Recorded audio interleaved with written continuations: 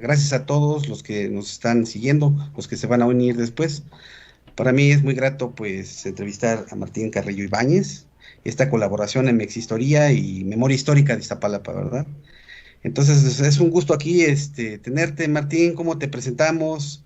Como docente, como antropólogo, etnólogo, tú dinos tu propia Pues ahora sí que biografía. como tú quieras, como tú me hayas conocido, como se te apetezca, no hay ningún problema, pues le hacemos a todos, ya sabes que esta profesión tan noble de la historia, pues es pues muy abierta, es multifacética. Entonces, pues como tú quieras. Bueno, pero de todas maneras es importante saber que pues estás ahorita, acabas de entrar, ¿verdad? A una maestría, ¿verdad? Platícanos un poquito sobre eso. Así es, Naim, pues efectivamente, pues este semestre empezamos en la maestría en Historia y Etnohistoria de la Escuela Nacional de Antropología y pues estamos muy contentos porque pues el pretexto fue abordar todo lo que es el material fotográfico de Ula Apenes. Entonces, pues es también por eso que aquí en Mexihistoría pues estamos desarrollando una serie de pláticas que tiene que ver con todas estas fotografías tan interesantes y pues básicamente pues es eso, este semestre iniciamos con ello, 2 años de maestría, ya después veremos en el doctorado cómo nos va, pero pues la intención es que exploremos esta colección del Museo Etnográfico de Estocolmo y pues a la par también ir conociendo un poquito más de las otras colecciones que hemos compartido. Perfecto, bueno, tu trabajo no nada más se circunscribe a Iztapalapa, que hoy se constriñe a eso, ¿no? A identificar el trabajo de Ulápenes en Iztapalapa, que realmente ha sido algo vanguardista, algo que no se había conocido antes, como muchas de tus otras fotografías y trabajos que has realizado. Y me gustaría empezar preguntando cómo llegaste a ese archivo de Ulápenes. Pues sí, mira, fue muy interesante porque pues a lo largo de varios años es que hemos venido pues compartiendo estos acervos digitales, desarrollamos una serie de técnicas para poder pues ubicarlos más fácilmente en lo que es la red. Tú sabes que hay acervos pues que están en países del extranjero, más que nada lo que en Mexihistoria hemos compartido, pues son todos estos acervos que no eran muy difundidos, que no eran muy conocidos en México, y pues ya saltando de uno a otro fue que llegué a este acervo del Museo Etnográfico de Estocolmo, y entonces pues me quedé sorprendido cuando empecé a ver las fotografías, no solamente de Apenes, sino alguna que otra de Bodil Christensen, de Justa Montel, y en específico de esta expedición sueca, la segunda expedición sueca del 34 y 35. Fue así que me empecé a acercar a estas fotografías de Apenes, y entonces, pues ahora sí que los acervos digitales, pues se parecen en mucho, ¿no? A los acervos físicos, porque hay una maraña de documentos ahí, de fotografías, textos, infinidad de cosas. Y entonces empecé a buscar, a revisar todas estas fotografías y fue así que identifiqué algunas en específico del lago de Texcoco, de Cocotitlán, hay una que otra por ahí de Xochimilco, hay fotografías también de esta parte cerca de Texcoco, de Huexotla hay una fotografía, y entonces entre todas esas que fui identificando, pues hubo una que tú de hecho compartiste, cuando compartí toda una serie de fotografías aéreas, tú compartiste una muy muy famosa, que es esta con la que empezamos la presentación el día de hoy, esta que tenemos acá. Entonces, tú compartiste esta fotografía, yo no la compartí, yo no la había visto. Tú la compartiste y entonces ahí fue donde empezó también un diálogo más profundo entre tú y yo con respecto a esta fotografía. Tú me dijiste que era muy probable que se hubiera tomado desde la cima del Cerro de la Estrella, y efectivamente, porque me di la tarea de empezar a revisar otra vez todo el acervo ya más concienzudamente, y entonces logré ubicar toda la serie de fotografías que existen ahí, que fueron tomadas desde la misma cima del Cerro de la Estrella, mi estimado Naín. Sí, exactamente. La verdad, esta foto fue reveladora. De hecho, la quería dejar hasta el final, pero bueno, ya empezamos con lo bueno, bueno, lo sabroso. Esta fotografía, efectivamente causó gran revuelo. La compartimos, Gerardo y yo. Primero fue Gerardo. Y yo le di el contexto a la fotografía, ¿no? De Ujú. identificar las elevaciones montañosas de los cerros de la Sierra de Santa Catarina, que pues también son muy poco conocidos los cerros por su nombre y muy poca gente también ha subido a conocer. Es como más para senderistas, para vecinos que viven al pie de esta sierra, pero así en lo largo de la ciudad es muy poco conocido. Y también he de decir que también para los que nos dedicamos a la investigación, que es nuestro tema de investigación Iztapalapa, pues fue muy revelador porque realmente la fotografía es, al igual que otras, un instante congelado en el tiempo, ¿no? Y nos revela sobre todo esta historia de cataclismo ecológico y una hecatombe, pues, hacia la sierra misma de Santa Catarina. De hecho, tú, si te vas a este lugar donde tomó la foto Lápenes, de hecho, yo doy visitas guiadas, como mucha gente sabe, Ujú, ¿no? así es. Ya yo nombro el mirador de Lápenes ahí donde tomó la foto, cerca de donde tomó la foto. Y la gente, pues ya, de hecho, es así ya casi una obligación tomar una foto y hacer una comparativa, ¿no? Entre Exacto. lo que ha pasado de estos años. Y cuando compartimos esta fotografía, de hecho creo que era la primera que habías descubierto en ese momento, ¿no? Ya después vino, gracias a tu investigación, toda esta serie fotográfica que es toda la cumbre del Cerro de la Estrella.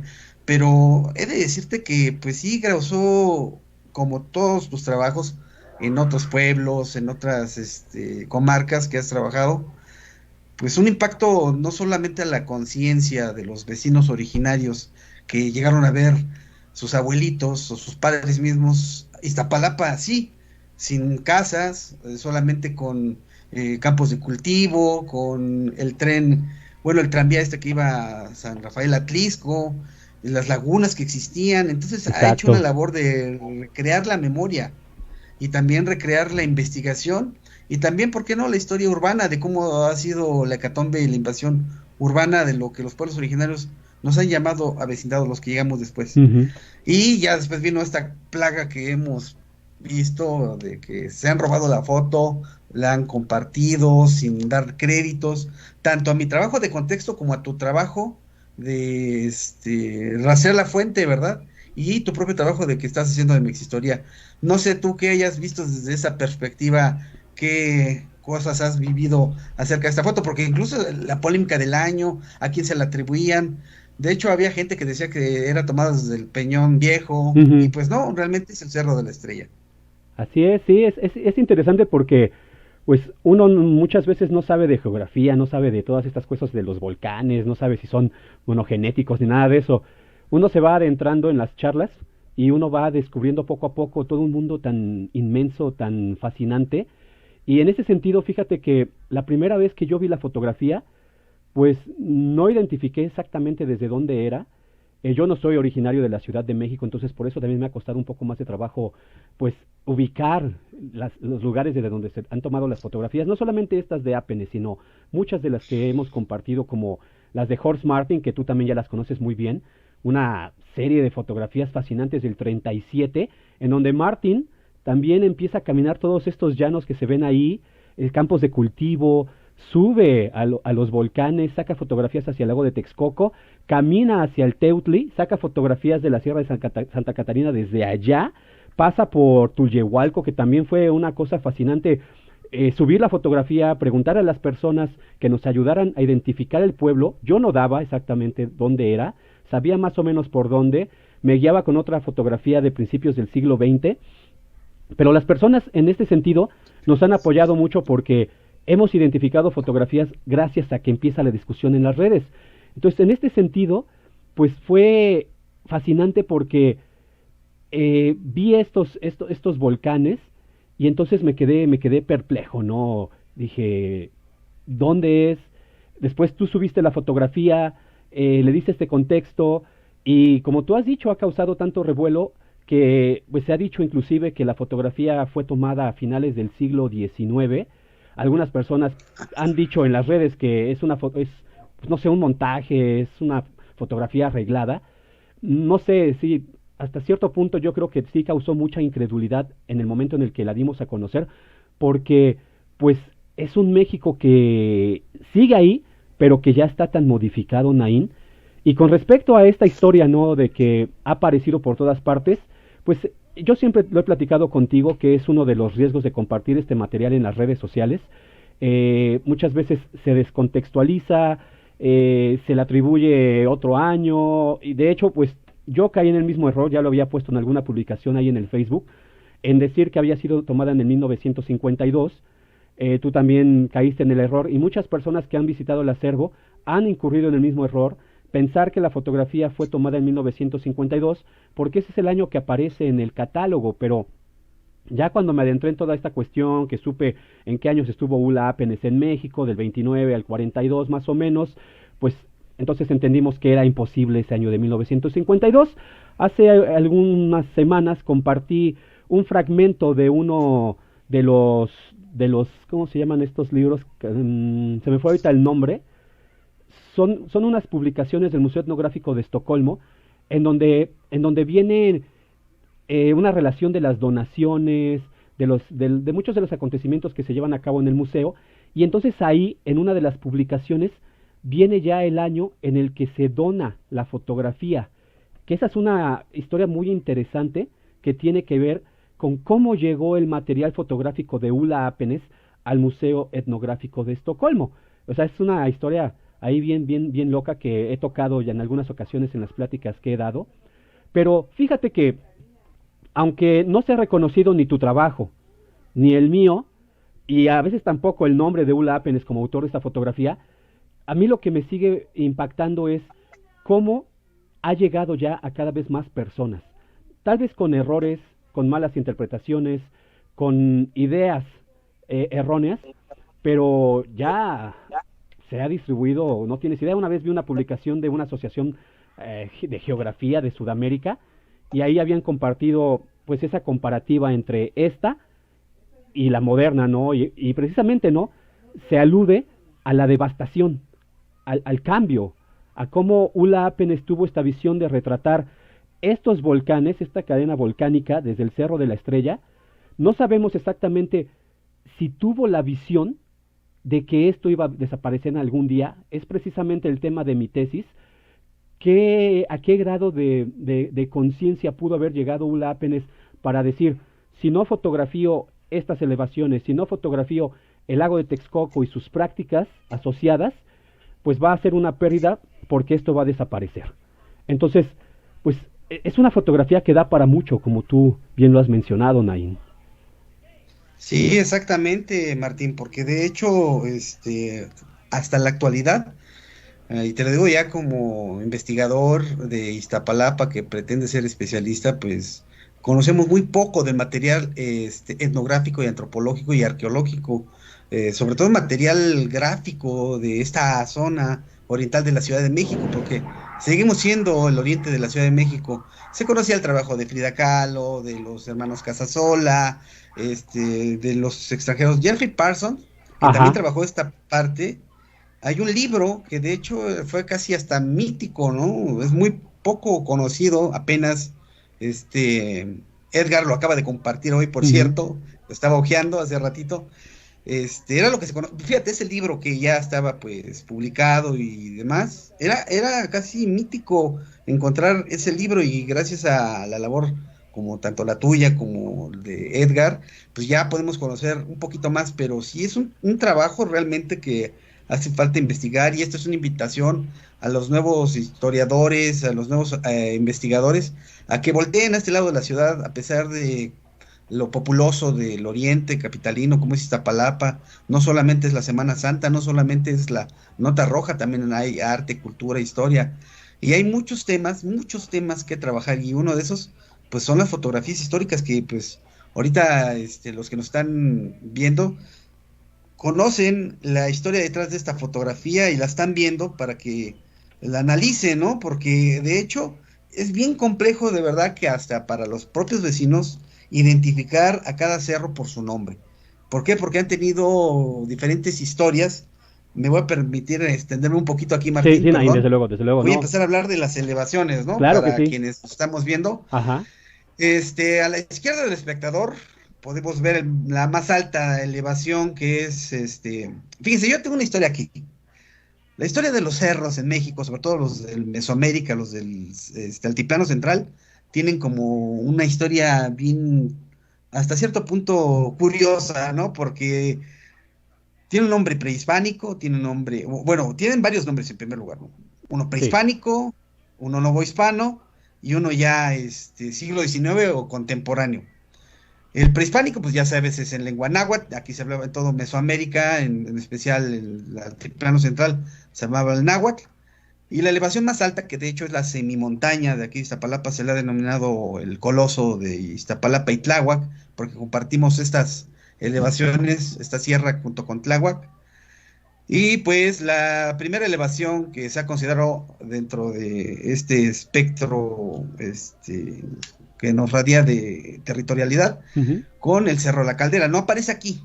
La Caldera este es el único que pudiera decirse del inicio de esta elevación de las sierras que está en el Estado de México, pero aparece ya el más alto, que es el que se ha considerado como Tetlama o Ujú. Totlama. Ese es su nombre original, de acuerdo a los documentos originarios. Y gracias, y aquí un saludo a Baruch, que fue quien nos arrojó la luz de los nombres originarios, porque después, en el siglo de la invasión española, pues se le puso el nombre de un santo. Ya sabes, llegan los españoles y se inculca el catolicismo Ujú. y le ponen nombres de cerros. Pero es una cosa bien interesante que hay que profundizar, ¿no? Los españoles también llegaron con una visión muy simbólica acerca de cómo nombrar los sitios, los pueblos. O sea, tampoco fue al azar. Fue una sistematización profunda de sustituir cultos, de sustituir nombres, de equivalerlo con el catolicismo. Ey. Y en este caso le pusieron el volcán San Pablo. Muchos de los vecinos actuales de los pueblos originarios así lo conocen, como el volcán San Pablo, la elevación más alta, ¿no? Y tú sabes que en la Biblia, pues dice que un compañero, hasta digo, hasta en canciones, hasta en caricaturas. ¿Quién es el compañero de San Pablo? Hasta hay una cumbia, ¿no? Pedro y Pablo, ¿no? Ujú. Entonces su eterno compañero es el cerro que viene. Fíjate qué chistoso. Es el cerro San Pedro. Y que si tú te vas a la etimología del nombre, Pedro significa piedra, ¿no? Ujú. Y el primer nombre se llama Tello, que significa pedregoso, el pedregoso. Y ese nombre lo ha percibido hasta la ahorita, que se le denomina el Peñudo, en referencia porque cada uno de estos cerros, como es común, tiene una morfología absolutamente diferente, a pesar de que es la misma Sierra de Santa Catarina, Ujú. y han tenido historias separadas cada uno de ellos. Entonces está como el Cerro San Pablo, como el que te decía, regresemos a la elevación más alta. Y ya por una historia más contemporánea, con esta historia de los pueblos originarios, pues le empezaron a llamar de otra manera, con apodos cariñosos, ¿verdad? Como el Cerro del Borrego le empezaron a llamar. No sé por qué le pusieron el Cerro del Borrego, no le veo la forma, pero bueno, los vecinos así lo conocen. De hecho, el del cablebús hace referencia a este apodo, ¿no? El cerro. Tú llegas a la estación Lomas de la Estancia, me parece, hay una tortuga. Si no me falla la memoria, una de estas iconografías del metro es una tortuga haciendo referencia precisamente a la elevación del cerro del Totlama o Tetlama, ¿no?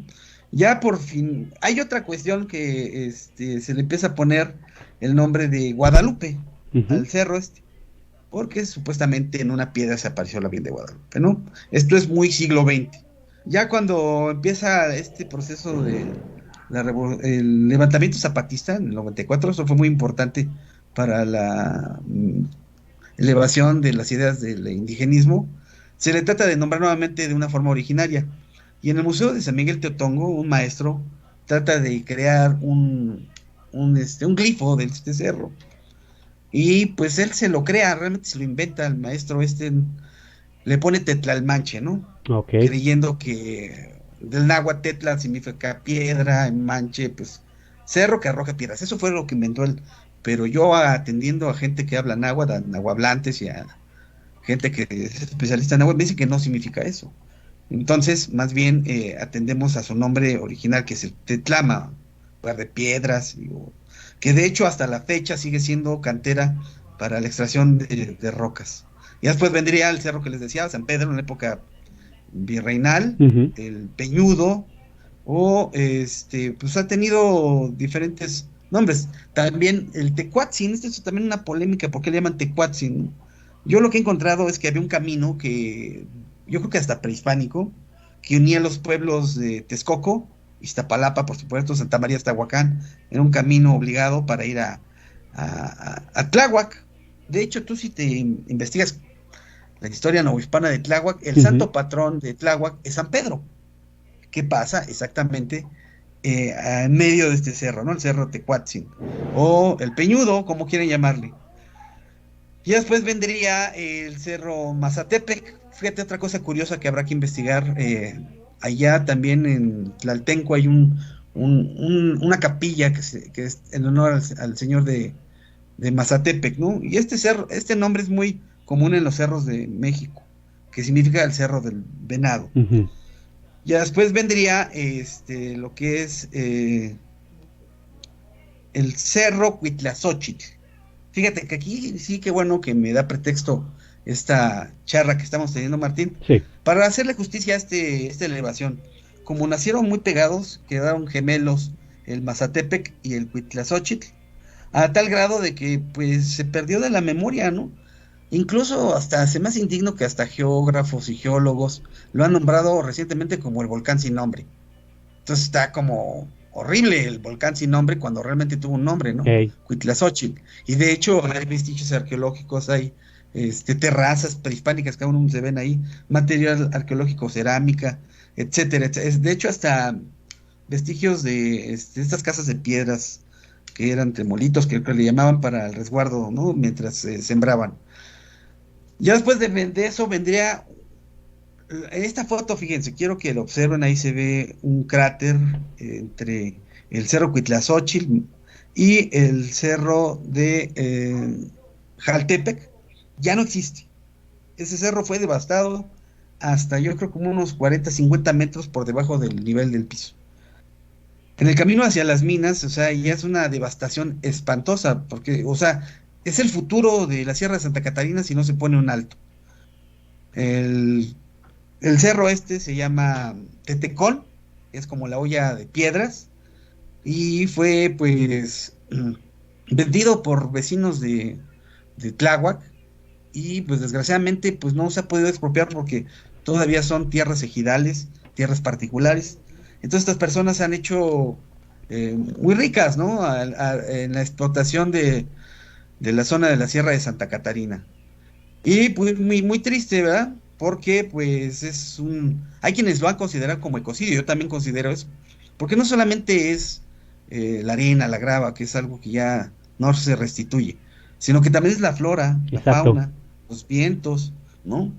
Sí ha tenido una repercusión el hecho de que se haya devastado la Sierra de Santa Catarina, porque cumple una función de parar vientos, que de hecho ha propiciado epidemias muy cerca de los poblados de aquí del pie de la Sierra de Santa Catarina.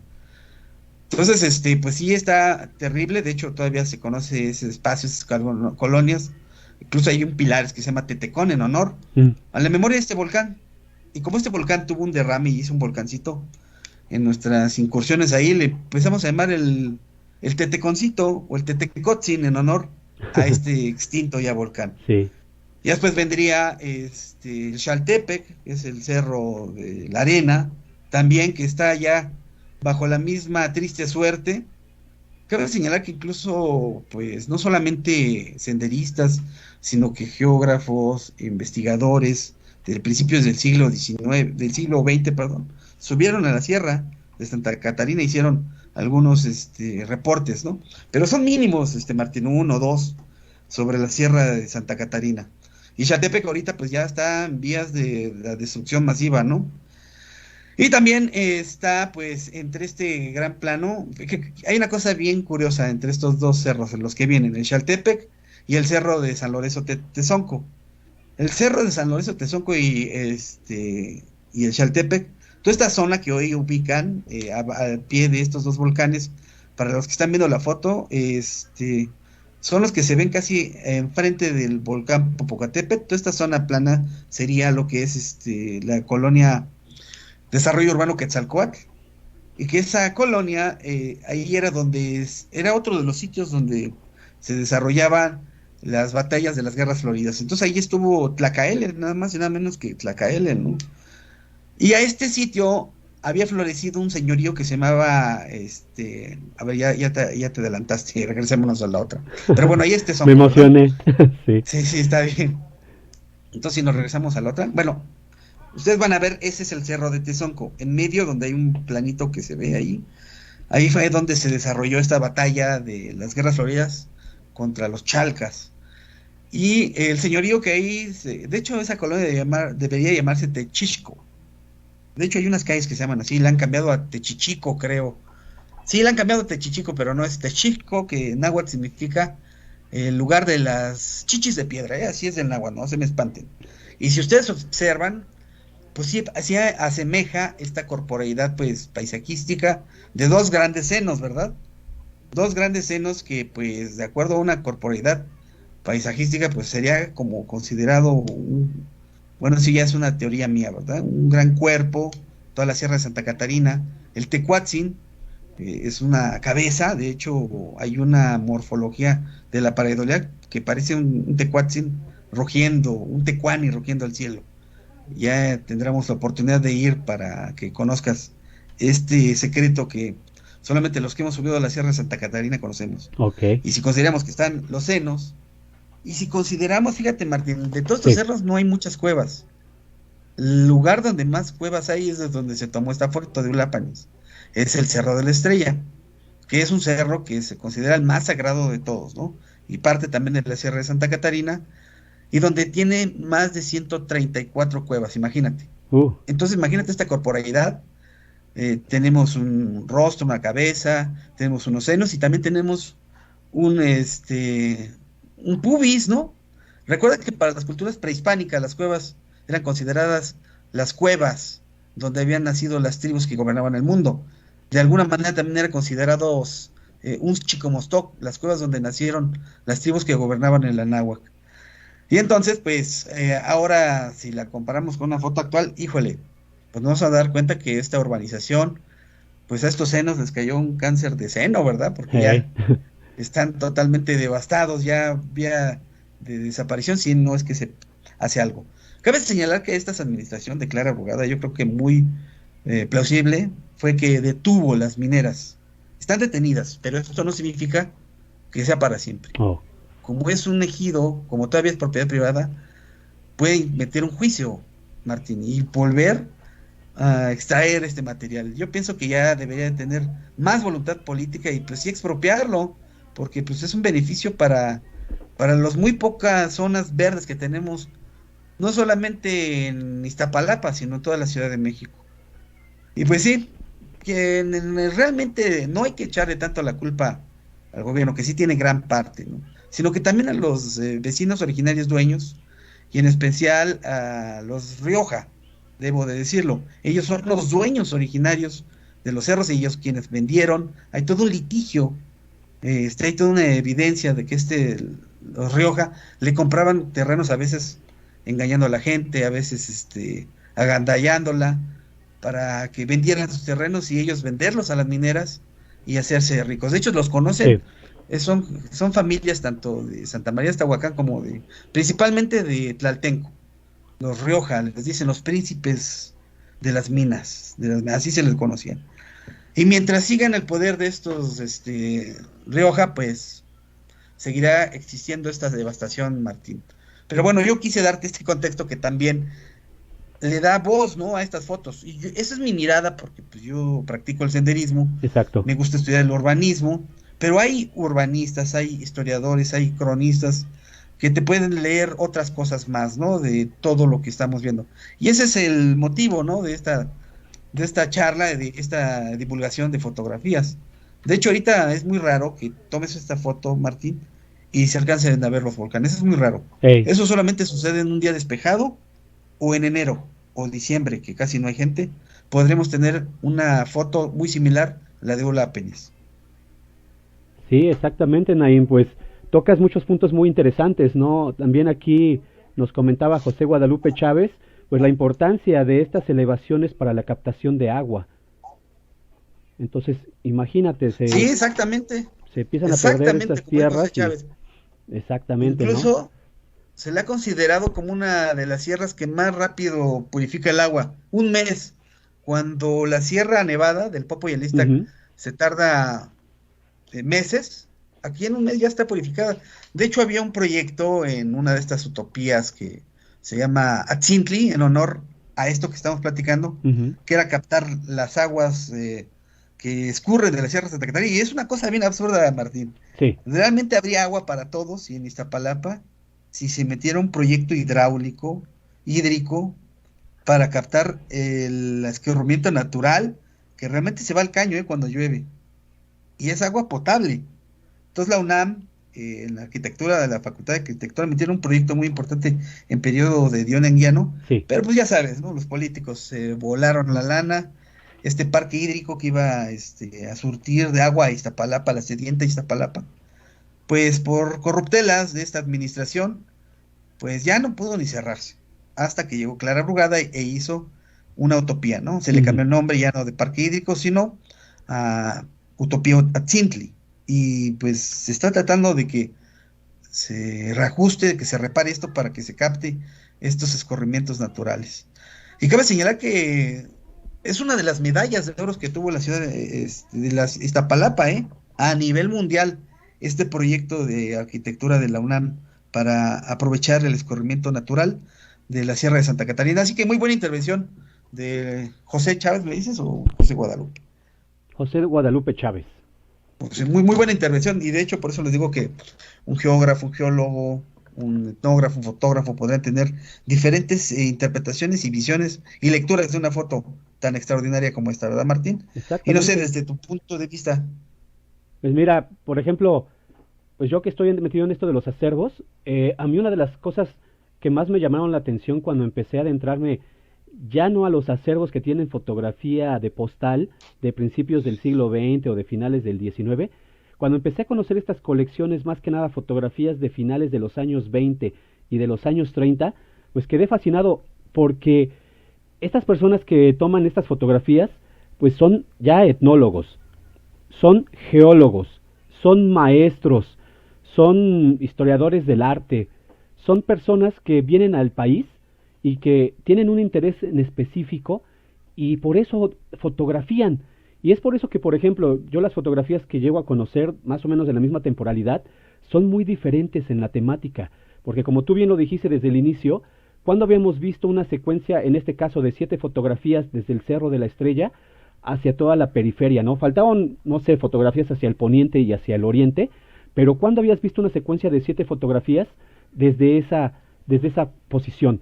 Y luego, todas las fotografías de Horst Martin, no solamente también de la Sierra de Santa Catarina, sino también nos regaló fotografías pues de la villa, del acueducto que está allá por Santa Isabel Tola.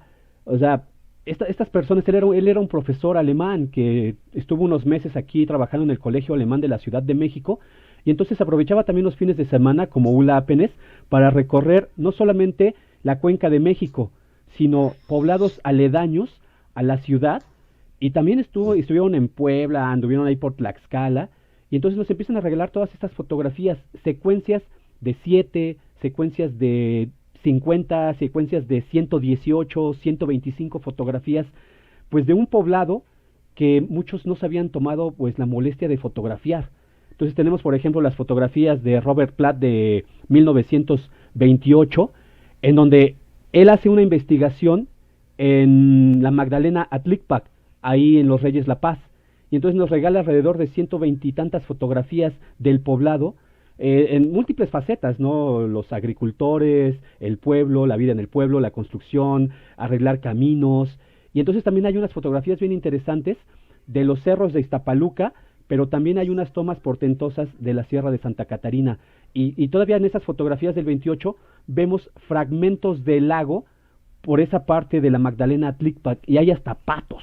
No podemos mostrarlas ahorita porque nos desviaríamos de la charla, pero ya tendremos oportunidad de hacer otra plática sobre las fotografías de Platt y empezar a tocar estos puntos medulares. Y esto fue lo que siempre me llamó la atención de este tipo de fotografía, porque nos estaba mostrando momentos que no habíamos visto en otro material. Y la ventaja es que todas estas fotografías están digitalizadas, algunas en muy buena resolución, la mayor parte de ellas, y que son accesibles a cualquier persona que tenga una conexión a internet y que conozca cómo llegar a ellas. Por eso nosotros siempre tuvimos la intención de compartir los vínculos, decir el nombre del fotógrafo y gracias a ello muchas personas han accedido, se están haciendo pues nuevas propuestas con respecto al material y pues está formidable, ¿no? Y una de las cosas que a mí siempre me ha fascinado del trabajo de Ulla Apenes, pues es precisamente esta mirada que tiene hacia esta parte del oriente.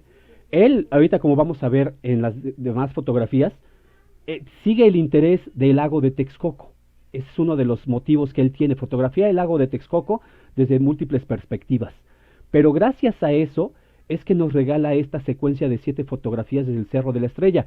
Lamentablemente, Naín, todavía no he encontrado referencias a este día, referencias a haber tomado estas fotografías. Puede ser que lo llegue a encontrar. Estamos hablando de que las cartas que escribió a su madre Kitty Apenes, del 29 al 42, pues son alrededor de 120, 140 cartas, ¿no? Escritas en sueco, algunas, la mayor parte están mecanografiadas, algunas están manuscritas, todas están en noruego, no han sido publicadas. La única publicación que yo conozco es una tesis del 2012 que está hecha con base en la información de las cartas.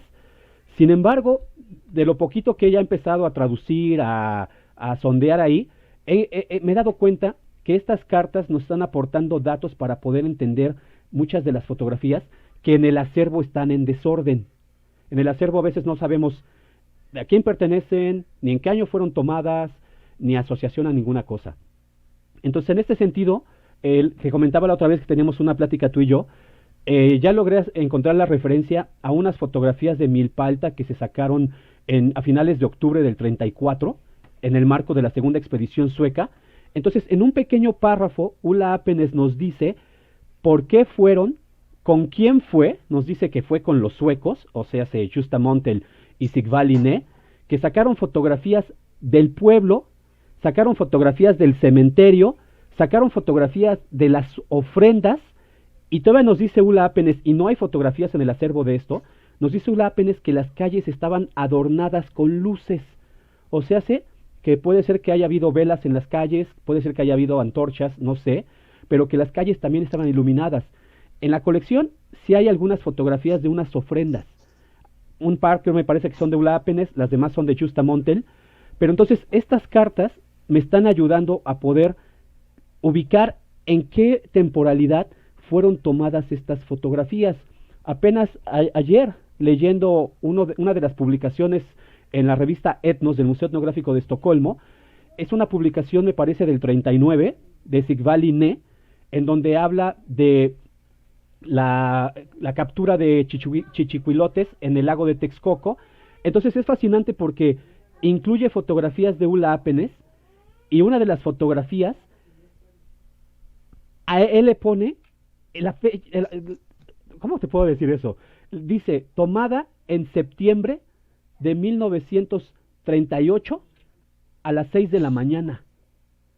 Órale. O sea, ya más preciso no puede ser, ¿no? Pudo haber sido cualquier día de septiembre, pero entonces empezamos a entender también cómo es que Ulla Apenes se preparaba para hacer estas fotografías. Imagínate, probablemente pernoctaba en Chimalhuacán, se levantaba en la madrugada con los pescadores, los campesinos, los recolectores de aves, de insectos, iba y se metía al lago de Texcoco, y desde ahí iba tomando las fotografías.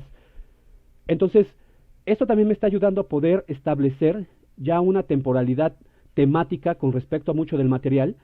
Estoy seguro que estas fotografías son posteriores a la segunda expedición sueca, no solamente por la calidad técnica, sino también por la temática.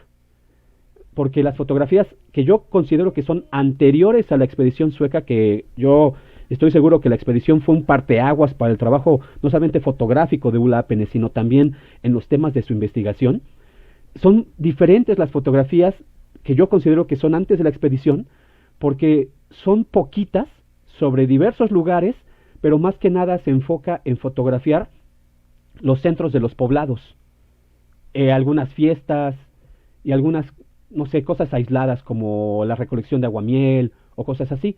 Pero después de la expedición, a partir del 36 que él empieza a publicar en Etnos, 37, 38, 39, 40 y 41, las fotografías ya son más temáticas, están más enfocadas a Chimalhuacán y el lago de Texcoco, y tienen una calidad técnica y una composición que pues ya rayan en lo artístico, ¿no? No solamente en lo etnográfico, sino en lo artístico, como estas fotografías. Paisajístico. Exacto, ¿no? Exacto, o sea, es un Ápenes que encontró un rumbo no solamente en la investigación, en su quehacer profesional, o sea, estamos hablando de un ingeniero especialista en electrónica que trabajó para una telefónica sueca, que se interesó por la historia y la antropología de México, que entró a estudiar en la UNAM, que fue discípulo de Alfonso Caso, de García Granados, y que después, estoy seguro que por la influencia de la escuela sueca, empieza a adentrarse en esta temática y lo vemos en las fotografías, lo vemos en las fotografías.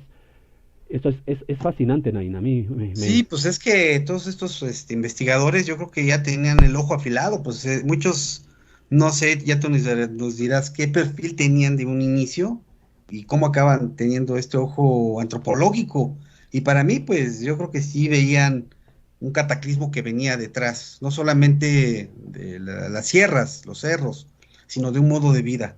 Y efectivamente, pues se fueron hacia el oriente. Iztapalapa en ese momento todavía era Chinampera, era parte del exacto, lago de Texcoco. Entonces está muriendo, está viendo el proceso de que va a morir ese modo de vida lacustre, ¿no? Entonces creo que en alguna ocasión platicamos algo acerca de la fotografía que, bueno, de un investigador que había hecho un trabajo y que había en inglés, y que todavía este libro era como una memoria, ¿no? Para la familia, ah, y Jeffrey que lo Parsons, tienen sí, ahí. de los últimos pescadores de Chimalhuacán, Exacto. de Bueno, el mismo título lo la dice, familia Peralta, el sí, mismo exacto. título lo dice que están viendo pues ya el fin y habría que documentarlo. O no sé qué comentarios te merece eso. Sí, pues fíjate que en la plática anterior que hice sobre los avances de mi tesis, precisamente ahondé un poquito en esa cuestión, en cómo, al menos desde donde yo estoy empezando, que es el trabajo de Ula Penes, pues viene ya esta idea de la devastación inminente, del aniquilamiento del lago, de las prácticas culturales asociadas, y entonces en el trabajo de Jeffrey Parsons es notoria la influencia de Ula Apenes, no solamente porque lo cita en los últimos pescadores de Chimalhuacán, utiliza sus fotos, sino porque también él sigue con esta idea de que todo ese tiempo que él invirtió a finales de los 60, después regresa, estuvo fotografiando en esta pues, arqueología a pie, entonces él se queda con esta, también con esta espinita de que lo poco que él llegó a ver de las prácticas que seguían vigentes iban a desaparecer tarde o temprano. Y entonces él también se da esa tarea de poder recuperar, de poder estudiar, de poder consignar en un libro, pues todo esto que él pudo recoger pues en la década de los años 90.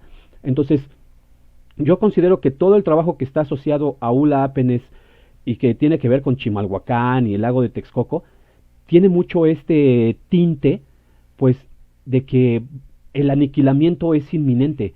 Y entonces yo por eso también me atrevo a decir que en el momento en el que Ula Apenes subió a la cima del Cerro de la Estrella y decidió fotografiar todo el entorno, era porque creía que también eso en algún momento iba a desaparecer o se iba a modificar por la influencia del ser humano. Y pues si tomamos eso como partida, pues creo que no se equivocó lamentablemente, ¿no? Sí, porque fíjate, todo lo que comentas tú, que son pueblos circunvecinos de Iztapalapa, Tláhuac, Texcoco, Los Reyes, todo lo que estás hablando, pues casi tienen la misma historia, ¿no? La misma historia de invasión, de despojo, de la muerte de su modo de vida lacustre, que a pesar de que ya no hay laguna, a pesar de que no hay cuerpos de agua, sigue la tradición, ¿no? Por ejemplo, tú vas a cualquier pueblo de Iztapalapa, Santa Marta, Catitla, Santa María Aztahuacán, San Lorenzo Tecolochitlán, y todavía en el mismo 8 barrios de Iztapalapa, todavía puedes encontrar que te vendan la huautli, ¿no? Que era esta hueva de mosco que se recolectaba en las lagunas de Texcoco. Y todavía, pues la gente, hay quienes se le ha llamado como chinampa seca, ¿no? Hacer una chinampa en su casa, todavía le dejan un espacio dedicado para su cultivo, para su huerto familiar. Todavía hay hasta, pues, ¿cómo se llama? Caballos, borregos, hasta vacas, ¿no? O sea, a pesar de que Hey, ya está súper urbanizado, mantienen este modo de vida rural. De hecho, una amiga que era de Turquía se le hacía como algo estrafalario ver en medio de la avenida Ermita Iztapalapa que hubiera caballerangos, ¿no? Dice, es como si yo viera ahí en Turquía, en medio de una avenida importante de Turquía, pues un árabe con un camello. Es Ey, algo como inverosímil, algo surrealista, pero aquí en México sucede, ¿no? Esta cuestión de que, me imagino que no solamente Iztapalapa, muchos de estos pueblos que se han urbanizado, pues está esta convivencia entre los usos, las costumbres y la modernidad. Entonces, pues es un testimonio de que todavía pervive eh, los usos y las costumbres a pesar de esta hecatombe, pues, cultural y en tanto también flora y fauna, ¿no? Porque dicen muchos de los abuelitos de los 8 barrios de Iztapalapa. Es que antes de que llegara, pues, toda esta invasión horrible, antes éramos pobres, pero teníamos que comer. Ahora con la invasión, del asfalto, de los edificios, del tráfico. Ahora solamente tenemos miseria y hambre. Y yo no entendía eso, ¿por qué? Y hasta que pues me decía, no, pues es que antes sí eras pobre, pero podías ir a la chinampa, ¿no? Podías cultivar, podías hasta robarte lotes, pescar, aves de paso, ¿no? Que llegaban los chichicuilotes, las garzas, muchos moluscos que se comían, como los acosiles, cuando había también el ajolote, había tamales de ajolote. Bueno, un mundo de platillos lacustres. ¿Y ahora qué? Pues vas y no hay nada, ¿verdad? Lo único que la sustituyó fue la central de abasto, ey, que pues hay de hecho un documental que se llama Chinampas por asfalto, ¿no? Que resume lo que te estoy diciendo. sí. La lucha ya de los últimos chinamperos por tratar de rescatar algo de lo que sobrevivía de eso. Pero entonces, también esto es evidencia de lo que tú estás comentando, ¿no? Que todos estos investigadores tuvieron el tino de trabajarlo. Ey, exacto. Pues sí, mira, ¿qué te parece si seguimos con las imágenes para que nuestro Sí, con las público 7 fotos sí ya. pueda ver esas de las chinampas que ya nos has contado? Porque están bien padres estas fotografías. Mira, la que sigue así, yo las puse en un orden, iniciando por esta y me fui moviendo hacia el poniente y después hacia el norte. Entonces, mira, la que continúa Perfecto. es esta. ¿Qué nos puedes platicar de esta, Nain? A ver, nada más que está un poco desfasado, no, Sí, sigo viendo la misma ahorita. ahí va. Ya ves que es un poquito lento esto de la transmisión en vivo. Ahí va cambiando. Perdón, ya me moví una. Ahí va, ahí va.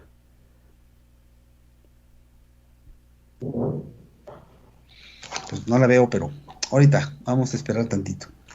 Y bueno, ya habíamos comentado en otras ocasiones que estaría bien interesante que alguien esté pensando en Edgar, si lo estás viendo, que uniera para que se hiciera como una especie de mirador panorámico. Ya hiciste tú el ejemplo, el ejercicio Ah, de tener todas las fotos que lo platicamos, ahorita la ¿verdad? muestro al final. Pero ya Sí, con la tecnología actual, yo creo que ya se podría hacer una unión mucho más profesional sí, para que se vieran todas estas fotos. exacto. Ah, pues muy bien, ya es el Cerro de Tezonco. Por cierto, un saludo. Por ahí anda el cronista de San Lorenzo Tezonco, ¿verdad? Nazario, un saludo desde aquí. Pero bueno, pues es el Cerro de Tezonco, ya, híjole, ya se movió. Sí, ahorita se Está regresa el bien, Cerro de perdón. Tezonco, que también en algún momento tuvo el nombre de Yogualichanes.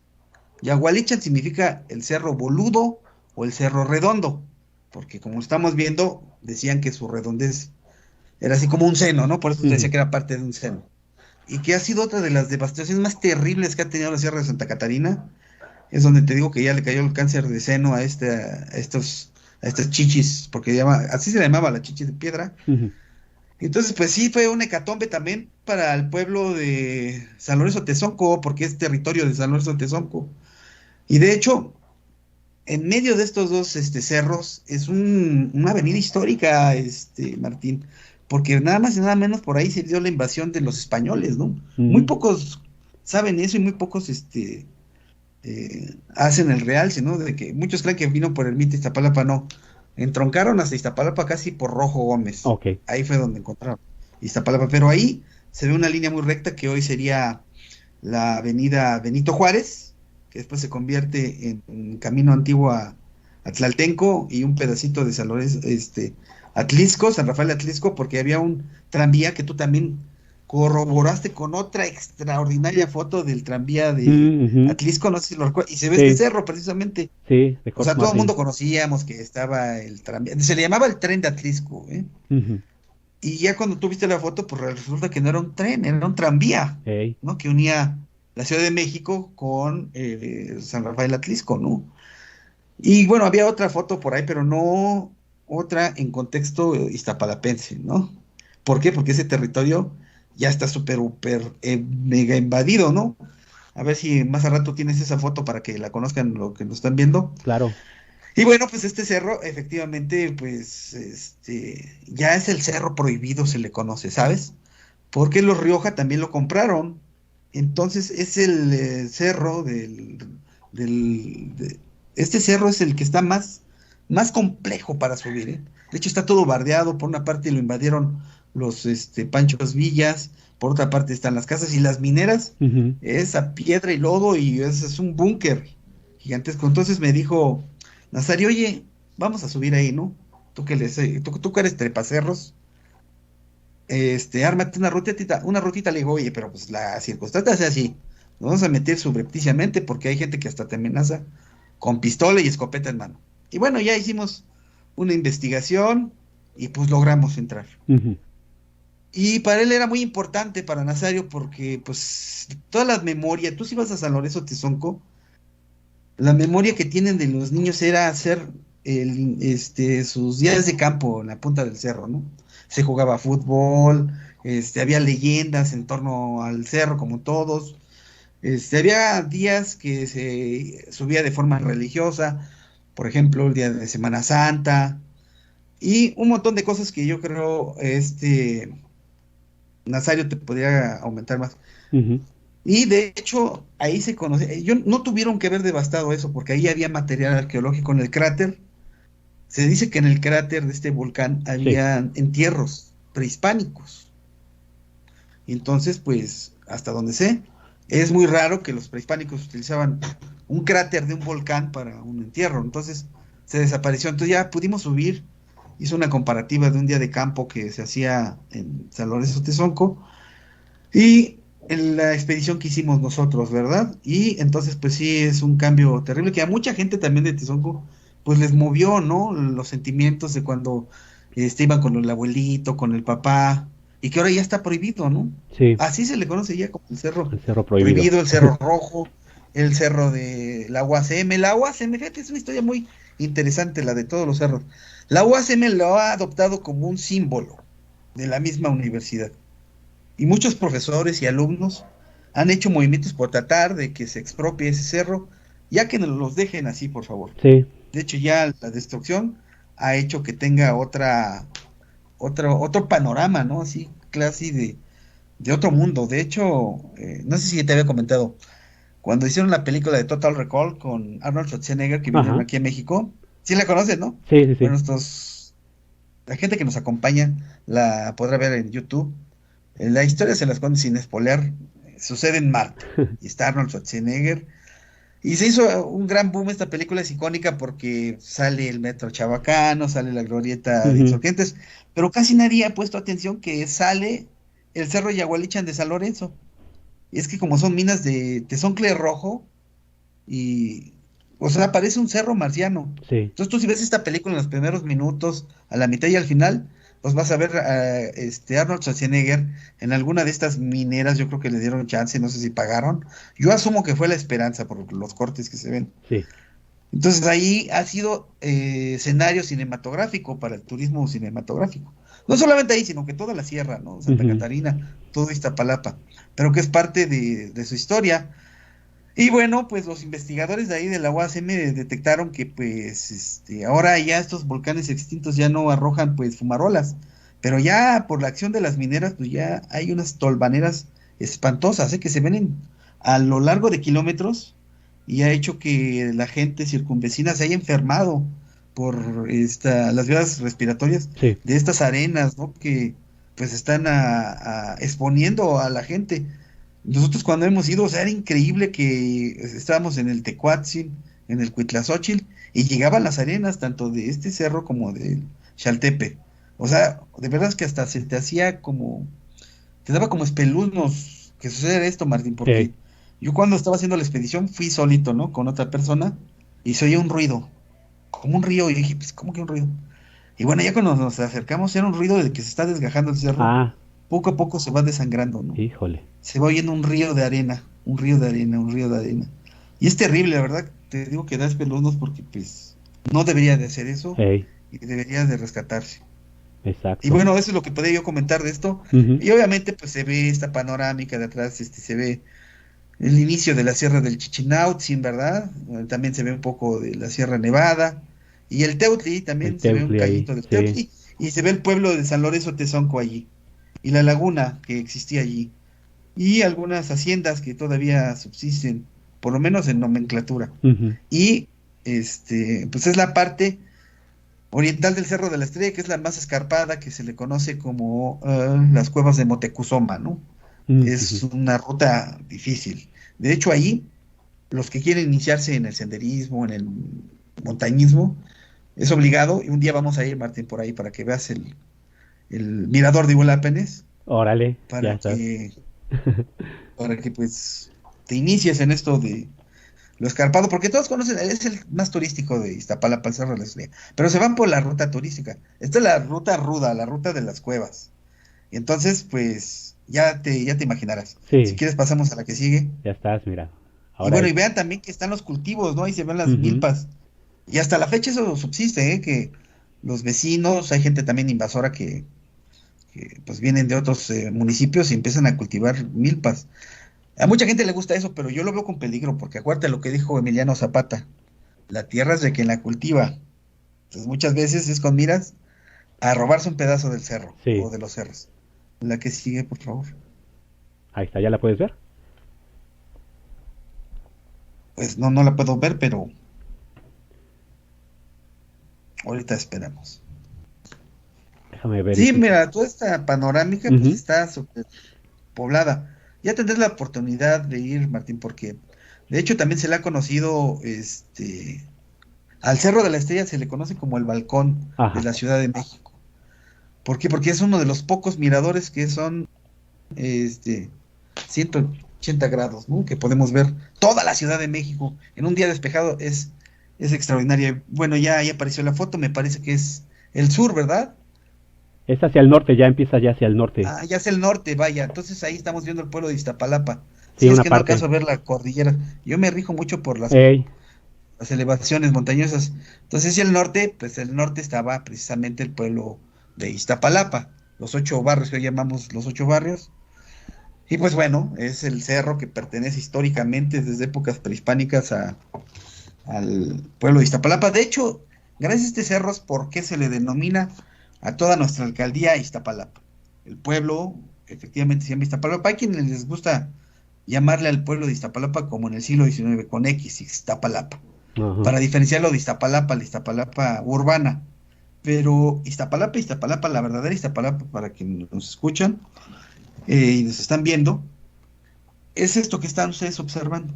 Y de hecho, ustedes si alcanzan a observar un poco, ahí hay una línea, entre la línea y el poblado se alcanzan a observar estos árboles que son Ujú. muy puntiagudos, se le llaman agüejotes. Exactamente, ahí a la derecha, ahí donde tienes el cursor, es la zona chinampera. Las Uy, chinampas históricas de me Iztapalapa moví. están Ajá. ahí retratadas, ¿no? Y ahí se ve la sierra, pues, de Guadalupe, ¿verdad? Ahí al fondo. Y entonces es súper interesante porque, pues, ahí se ven Cabe señalar que el Cerro de la Estrella nunca tuvo tantos árboles, eso es un mito. El Cerro de la Estrella siempre estuvo pelón, como hasta la fecha.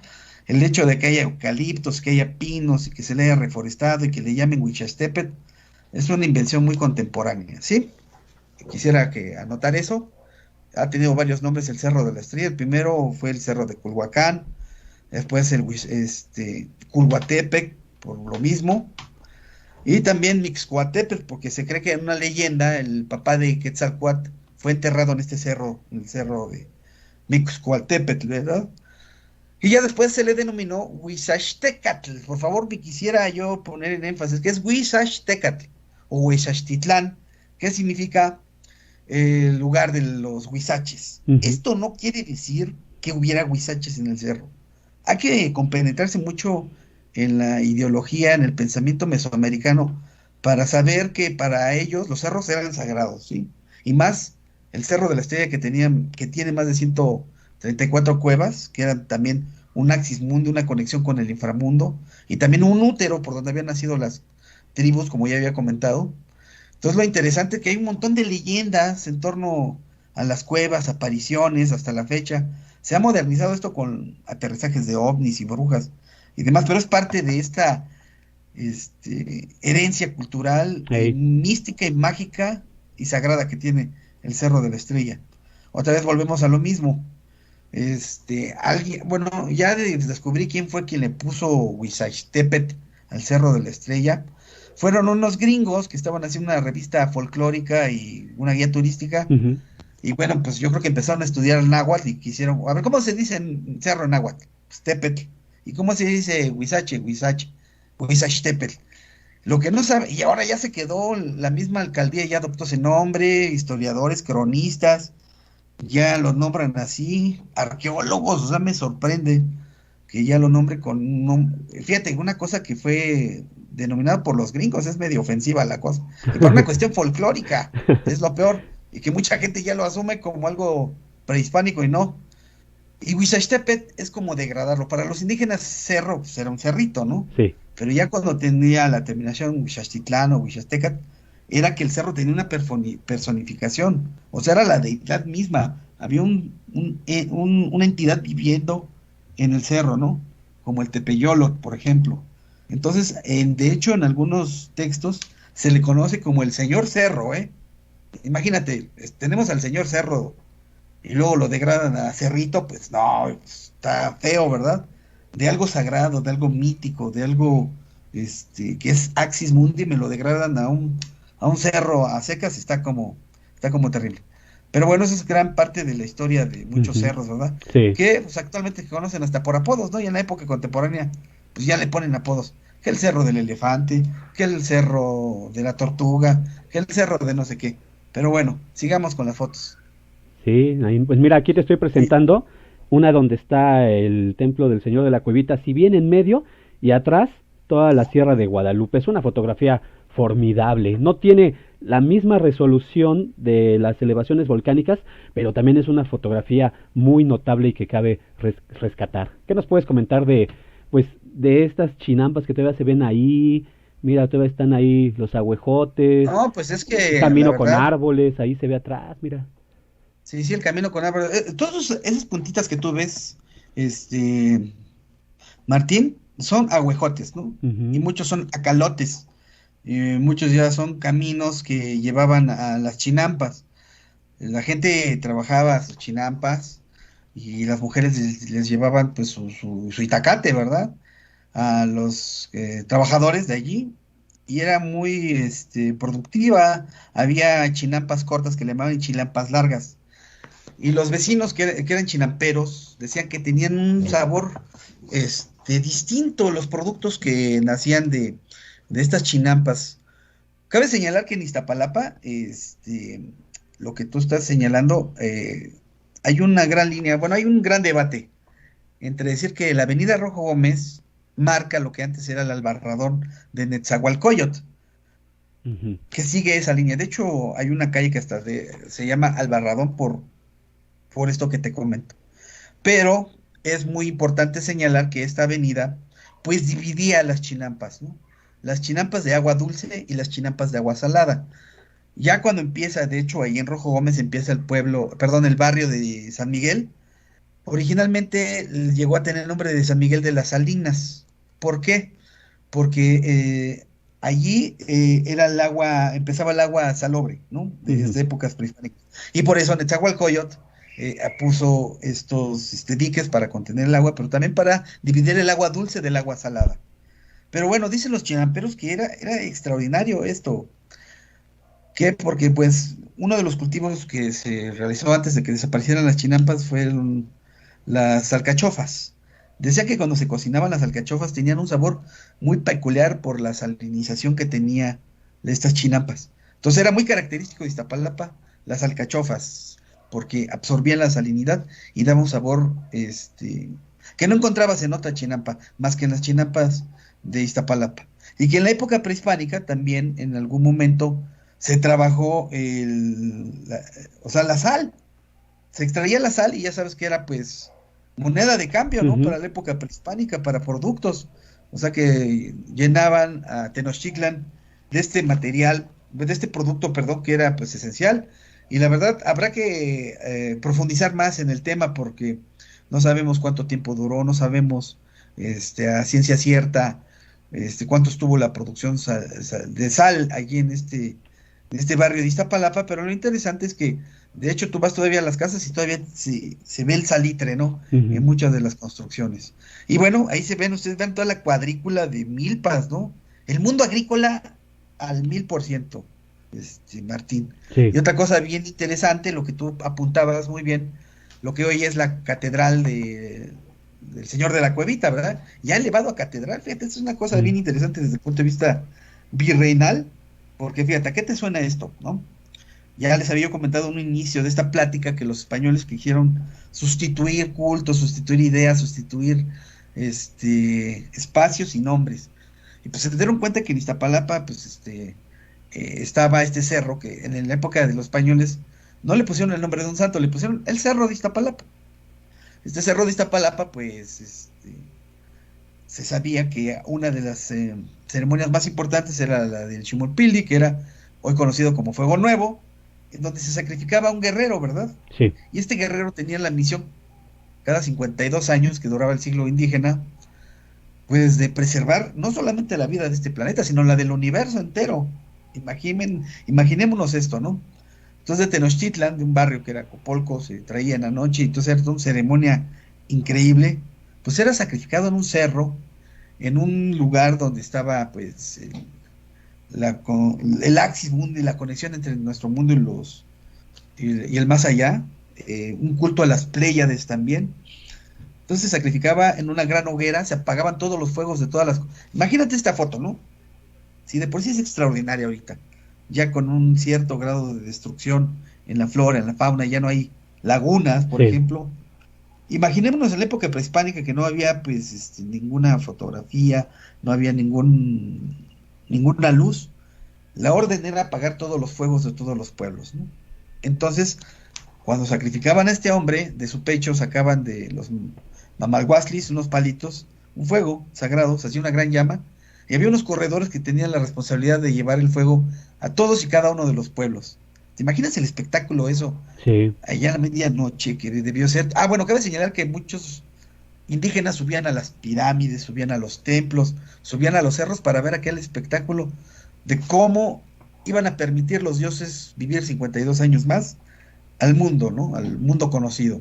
Y había un gran temor a los sonidos nocturnos, porque creían que iban a bajar unas bestias, iban a devorarlos, se iba a morir el mundo, iba a estar en una perpetua oscuridad. Entonces ya cuando veían esa gran llama en la cumbre del cerro de la estrella, pues ya era una alegría, un jolgorio, ¿no?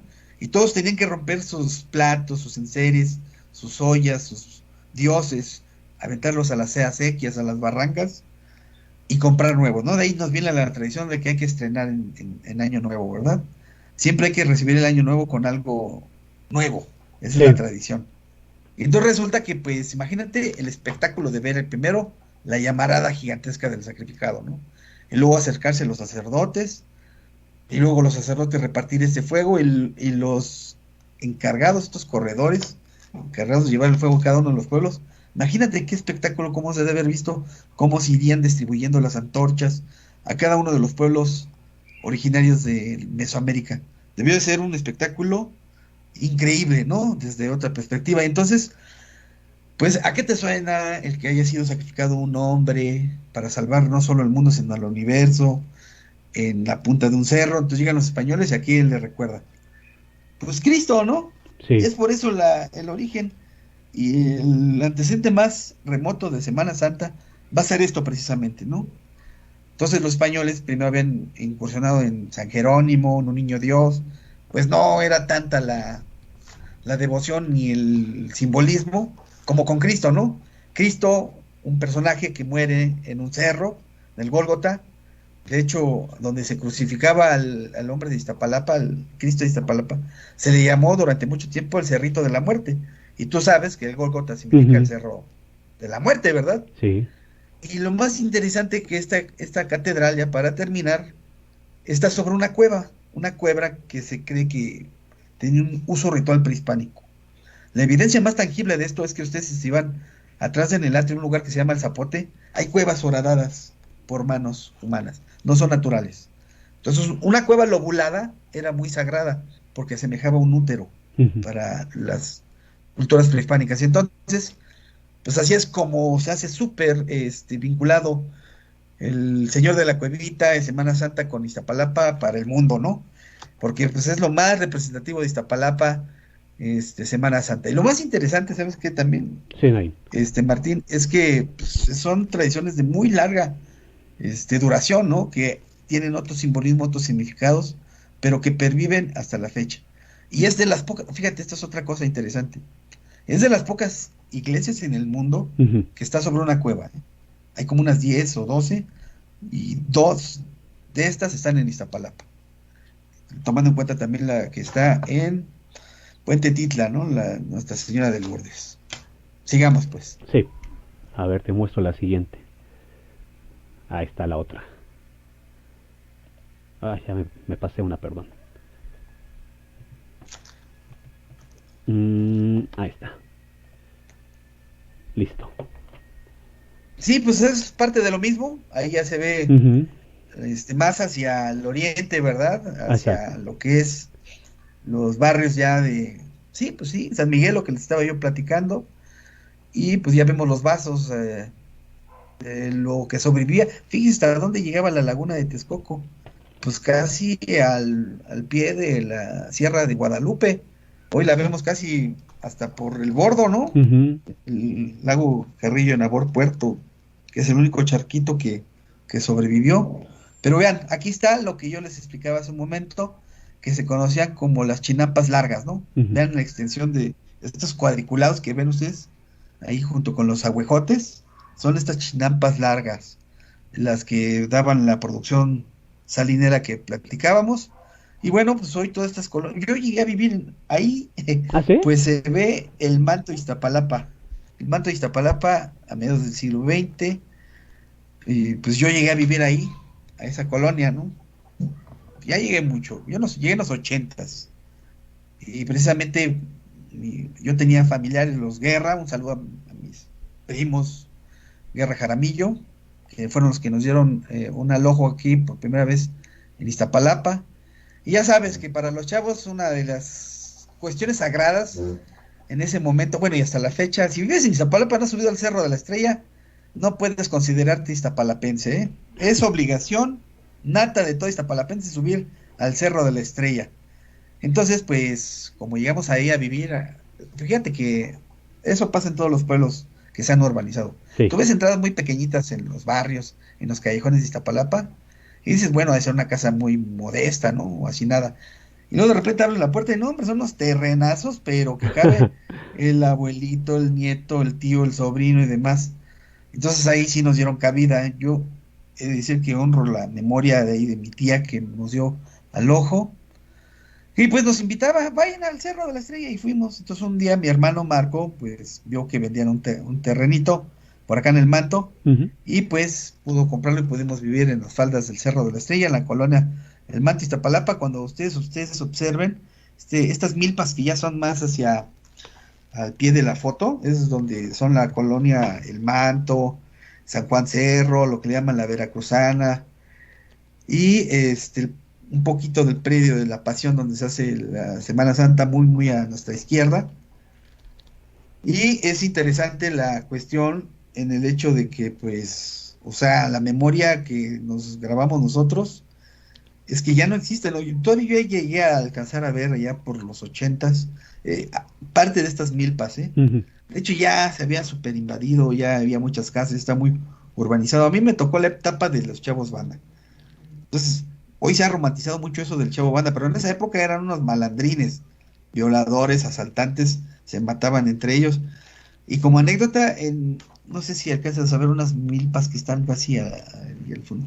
Había no era leyenda, así pasaba, había un exhibicionista Ajá. en el Manto. Yo creo que muchos de los que estamos en la edad mediana sabemos y que vivimos ahí en el Manto. Había un tipo que era exhibicionista y se metía a las milpas. Y entonces como había un kinder muy Sí. cercano ahí, que era el Jalil Gibran, Entonces, iba con una cobija y desnudo, y ya sabes, a enseñarle la coliflor ahí a los que iba Ajá. pasando. Y muchos niños, pues obviamente le teníamos miedo, le decíamos el encuerado de las milpas. Hasta que un día hubo una venganza, ¿no? Regresaron unas niñas llorando, pues ya no fueron ni a la escuela, Ey, y le dijeron a su abuelita. Y su abuelita, bueno, yo sé, no sé si sea una leyenda o si es cierto, pero se contaba que se acabó eso porque y como la gente ya sabes, desayunaba, tenía el agua hirviendo del café, sí. entonces se lo escondió en su rebozo y ya pasó por donde estaba el tipo ese, y ¡tas! También le enseñó eso. Y bolas, que le echa el agua hirviendo al encuerado este. Y ya fue Ah. así como se solucionó el problema del encuerado de las milpas. Pero bueno, una de las cuestiones que yo recuerdo de cuando era niño, nos íbamos en bola mis hermanos y yo, pues ya, y nosotros íbamos en la tarde en la escuela Enrique Laucher, pues era toda una excursión ir caminando de la foto anterior acá, pues que Sí, será cerca de 1,5 kilómetros o un kilometrito más o menos, si no es que un poco más.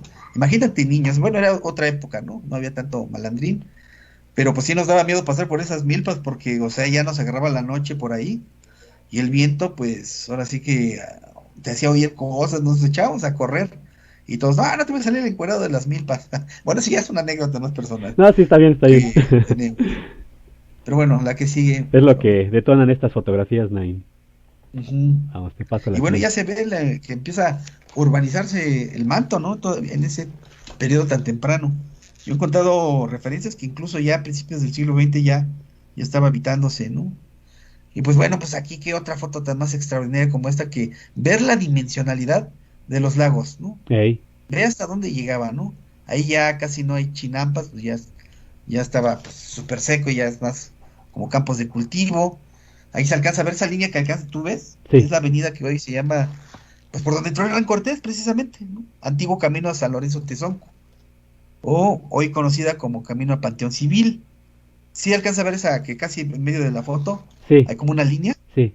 Ese es si no mal identifico, es entre Ermita y Iztapalapa o el camino a San Lorenzo Tezonco. Una de esas dos, las dos históricas, las dos importantes. Y pues ahí se veía pues el término de las chinampas. La unión ya se empieza a ver Texcoco, ¿no? Al fondo, Sí, con una increíble toma de hasta dónde llegaba el cuerpo de agua, ¿no? Y ahorita es un charquito lo que sobrevive y que nos remite a lo que platicabas tú hace rato, ¿no? De los últimos, chinamperos y todos los últimos pescadores, ¿no? Del lago de Texcoco. ey, Para que se den una idea de que todavía en Texcoco, pues todavía podían llegar a realizar ujú, estas actividades. exacto. De hecho, el ver la extensión de agua presente en la fotografía y por la década en la que se tomó, pues nos remite a que pudo también haber sido tomada en agosto o septiembre, que era el momento en el que había más agua por las lluvias. De hecho, hay fotografías también de Ula Penes, de la zona arqueológica de Tepalcate que él ubicó, en donde pues, se ve gran parte de lo que cubría el agua como un desierto. Entonces es interesante también mencionar eso que pues lo que conocemos como el lago de Texcoco en la década de los años 30, pues había momentos de secas en los que se convertía en un desierto y había momentos de lluvias en los que podíamos observar así la extensión de agua. Sí, exacto. Y bueno, otra cosa que quisiera también notar es que ustedes verán que hay como construcciones muy grandes, muy largas. Ujú, Es en la década de 1940 cuando Iztapalapa se empieza a atraer por gente que son inversionistas, pequeños inversionistas, sobre todo gente que viene a construir industrias. Eso fue el detonante para que se super mega invadiera Iztapalapa. De hecho, hasta donde tengo conocimiento, Martín, ujú. y estas fotos son evidencia, creo que es el único lugar en el mundo donde se ha super urbanizado de una manera super acelerada, ¿eh? Estamos hablando de qué, de la década de los 40, fines Ujú. de los 30, ¿no, Martín? Sí, esas fotografías Este son de... periodo es cuando llegan las fábricas. De hecho, Sí, nuestro amigo Sóstenes, a quien mando un saludo, que vive muy cerca de Vergel, más pegado hacia donde estamos en las fotos de hace rato, nos habla de pues la fábrica esta de empresa filial de cartonera, ¿no? Que se quemó y había una leyenda ahí. Bueno, hay quienes dicen que tiene más de 100 años, no sé, por eso les digo, jóvenes investigadores, chicos que están incursionando, nos están haciendo falta historia del urbanismo contemporáneo de Iztapalapa. Ya se han hecho algunos trabajos, pero es muy, muy incipiente, ¿no? Ujú. Sostiene, pues, nos habla de estas fábricas. Estas fábricas, Martín, es muy interesante desde el punto de vista de la urbanización. Fueron el polo que atrajo trabajo a la gente de aquí, ¿no? Que pues ya estaba muriendo el mundo campesino, el Sí, mundo de la pesca, y pues ahora sí que como antes se decían, en época de los marxistas se proletarizaron, ¿no? Los campesinos, y también fue un polo de atracción, pues para la urbanización, y era un lugar donde era barato, el terreno, los terrenos eran baratos, otros llegaron con los fines lucrativos de invadir y agandallar y robarle el terreno a los vecinos originarios. sí. Después de esto, pues viene pues marejadas, oleadas de gentes de todas partes de la República, sobre todo de Oaxaca, sobre todo de Morelos, Guerrero, el Estado de México, para megahabitar Iztapalapa, que hoy es el componente con más de 1.8 millones de habitantes. Imagínate, Martín, somos un paisito Sí, sí, sí, en Iztapalapa. definitivamente. Y bueno, cuando vayan ustedes a Iztapalapa, vayan al Cerro de la Estrella, creo que tengan en mente pues estas fotos para que vean que ya no, hay veces que no cabe ya ni un alfiler. La que sigue, por favor. Ujú, claro, listo. Sí, pues ya no cabe ni un alfiler, pero bueno, no, se tarda un poquito aquí. Ahí está. Ahí está ya. Bueno, ¿qué más podemos decir de estas fotos? Híjole, la verdad que es emocionante, la verdad siento hasta como algo importante que sucede dentro de mí. Es muy emocionante ver esto porque cuántas veces hemos estado en la cumbre del Cerro de la Estrella, ¿no? Sí. Y de repente mostrarnos estas fotos, una ventana auténtica al pasado, ¿no? A pesar de los años, a pesar de la destrucción, pues se ve otra de las elevaciones que según algunos autores también pertenece a la Sierra de Santa Catarina, que es el Tepepolco, ¿verdad? Su nombre original, Ujú. este cerrito que están viendo ustedes en la parte superior derecha de nuestra vista, que con tres jorobitas, la cumbre y otras dos más. Tepepolco, conocido también como Peñón Viejo, ¿verdad? Tiene una estación de la línea A del metro, el metro férreo, que por cierto, si tienen buen ojo, se ve una línea ahí Sí, negra, ¿no? sí. De arbolitos, pero también es una línea ferroviaria, Martín. Por ahí pasaba el tren Ah, mira. interoceánico, fíjate. También hay unas fotos extraordinarias del tren. Iztapalapa era atravesado por vías ferroviarias, ¿no? Y entonces, hoy sustituido por la línea del metro férreo. Cabe señalar que en la estación metro, hoy Acatitla, más o menos entre Acatitla y Santa Marta, había una estación que bajaban todos los que venían de la Ciudad de México para acudir al pueblo de Santa María Aztahuacán. Uno de los pueblos más turísticos, yo creo, o que la gente llegaba así como de manera natural, Ujú. era Santa María Aztahuacán, ¿no? Porque aparte de que es el pueblo más viejo de Iztapalapa, tiene más de 9000 años de historia, imagínate, porque se encontraron restos del hombre y la mujer del Santa María Aztahuacán. Entonces es un poblado antiguo entre los antiguos, parte de nuestra historia de migración, no solamente de Iztapalapa, sino que de México mismo, está concentrado allí. Entonces, esta estación de tren, pues, es súper histórica, Martín. Allí nada más y nada menos fue atropellado el papá de Octavio Paz, Ah, sí. imagínate. Octavio Híjole. Paz, o de así ahí hacia el acercamiento, ahí donde se ve una manchita por ahí, Ujú. cerca de lo que en ese entonces era el barrio de Tecolostitlán, parte de Santa Marta Catitla también, pero esto que se ve un poco más frondoso es Aztahuacán, y Santa María Aztahuacán llegaban muchas personalidades, ¿no? O sea, incluso llegó a pernoctar aquí Murillo, era un Murillo conocido como el Ujú. doctor Atl, imagínate. Ya saben que este hombre era amante de los volcanes, obviamente estaba en su mira, no solamente el Cerro de la Estrella que lo subió, sino que también estaba la Sierra de Santa Catarina. Entonces tenemos unas pinturas extraordinarias, muy poco trabajadas también, desde el punto de vista de la historia del arte, de estas vistas del doctor Atl. De hecho, también yo nombré cuando estábamos trabajando ahí de turismo, Sí. como la ventana del doctor Atl, ¿no? No sé si no has ido conmigo, ¿verdad? A esa No, rutita. no, no, no. Bueno, pues, estás fresiado, te falta Me sierra. falta sierra todavía.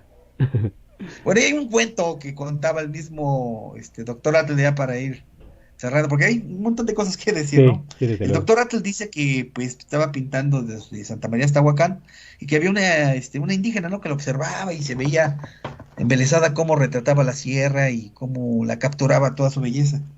Entonces el doctor Atle se dio cuenta y le dijo, pues que qué era lo que le llama la atención, ¿no? Y que precisamente esta magia de retratar la realidad en un simple cuadro.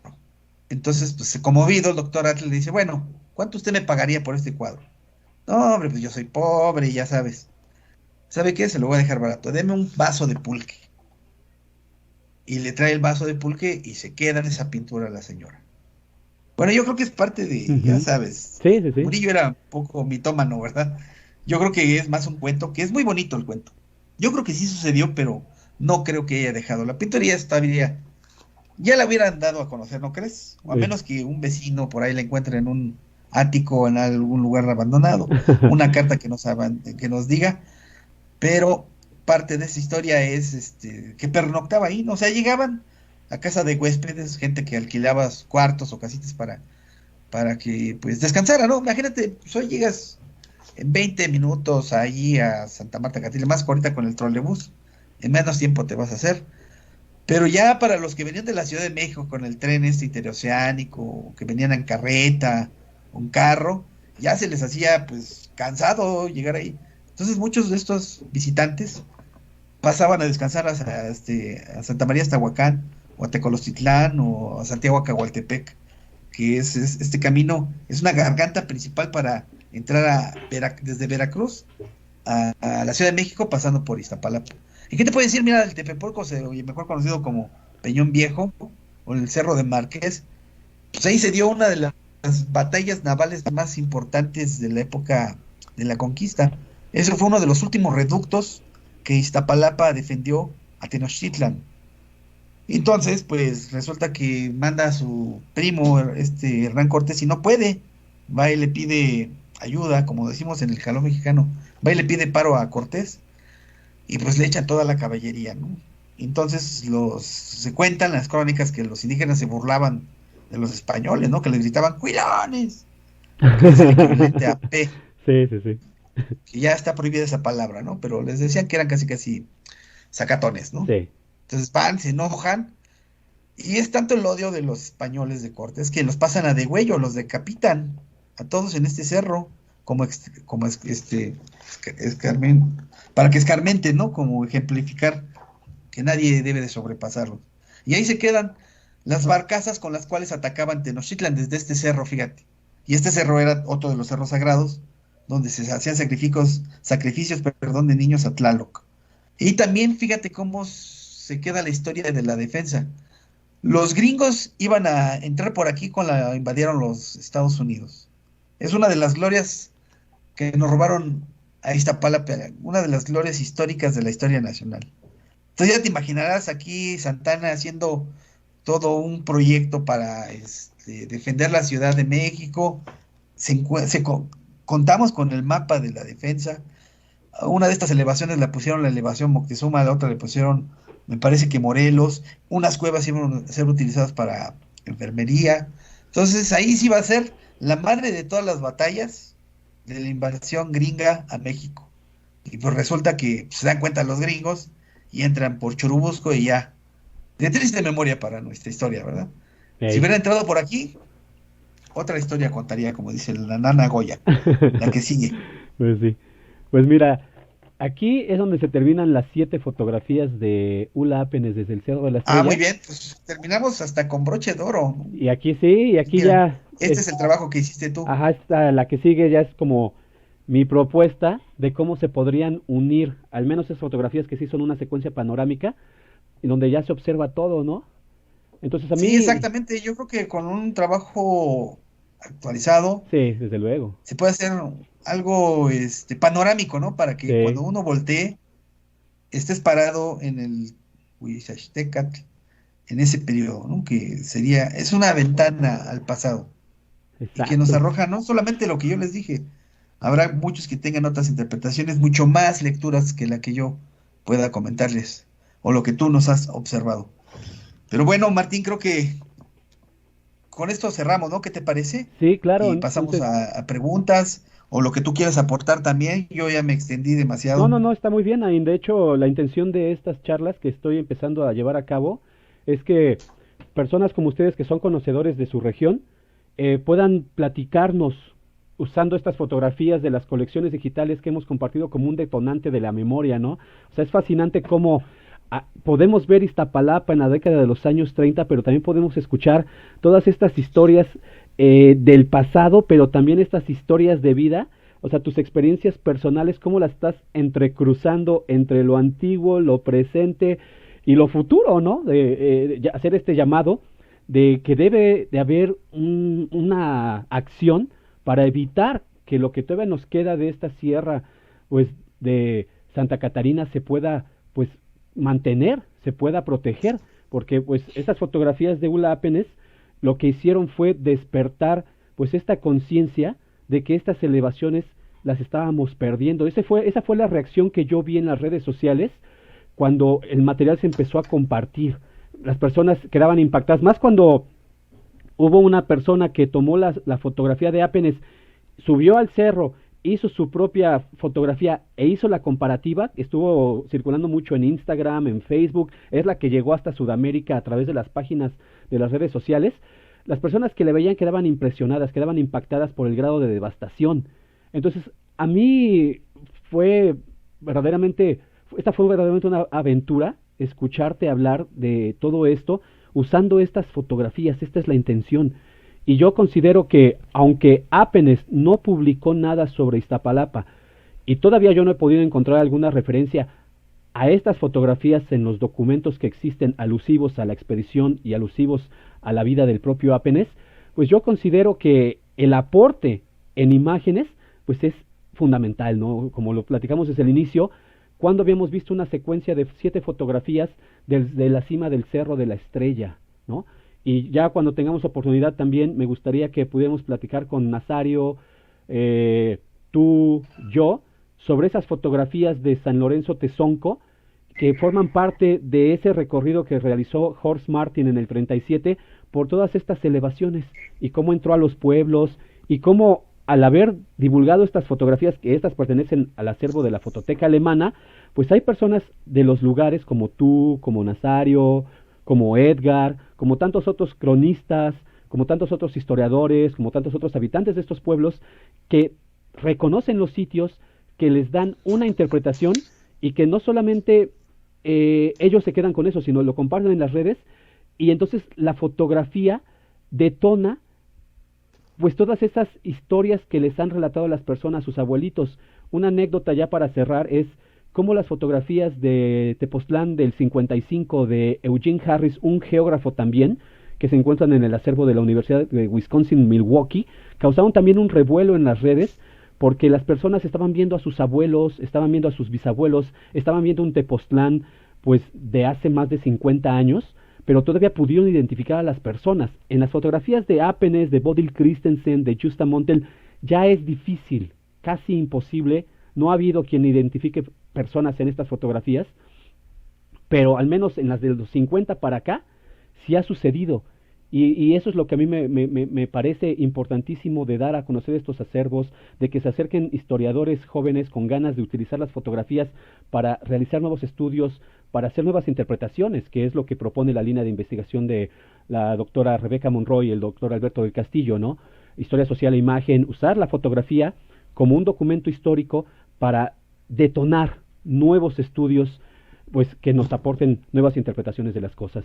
Entonces, pues ya cierro con esta última, que es la panorámica general de las fotografías hacia lo que es el norte y noreste.